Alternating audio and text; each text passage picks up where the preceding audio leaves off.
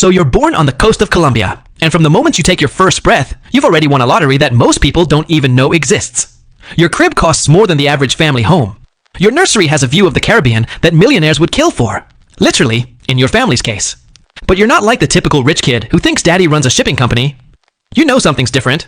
You just don't know what yet. On your 7th birthday, your father pulls you aside. No cake, no clowns, no presents.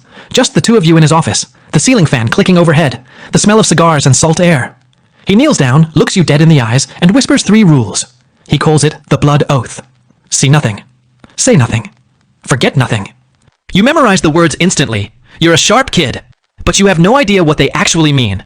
And honestly, you don't care. You're 7. You just want to go back to your party and eat cake. The only thing that matters to you is that life is good. The pool is warm, and the servants bring you whatever you want. You grow up behind a wall of armed men your family calls Los Fantasmas, the ghosts. They follow you everywhere. To school, to the beach, to the bathroom door. You're the youngest son, the baby. So they keep you far away from whatever daddy actually does for a living. All you know is that your estate has its own zip code, your father has his own army, and the local villagers look at you like you're either a saint or a demon. You're 15 when curiosity finally gets the best of you. It's a perfect Saturday.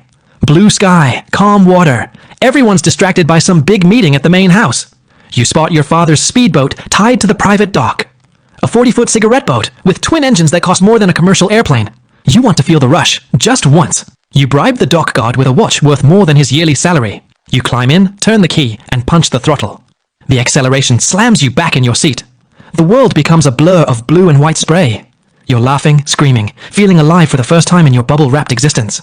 And then you see them too late. A tiny fishing boat. A man and his son pulling nets in the shallows.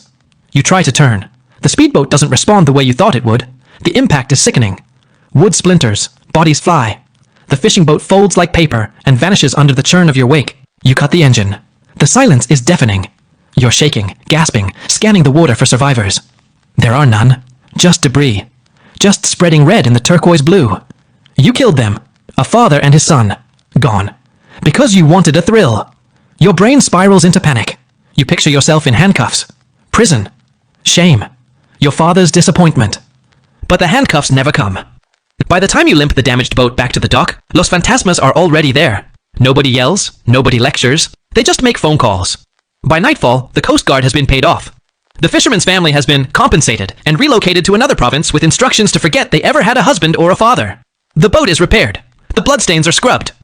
By morning, it's like nothing ever happened. You learn your first real lesson. Rules are for other people. In your world, consequences are just another bill that money can pay. You should feel guilty. Part of you does.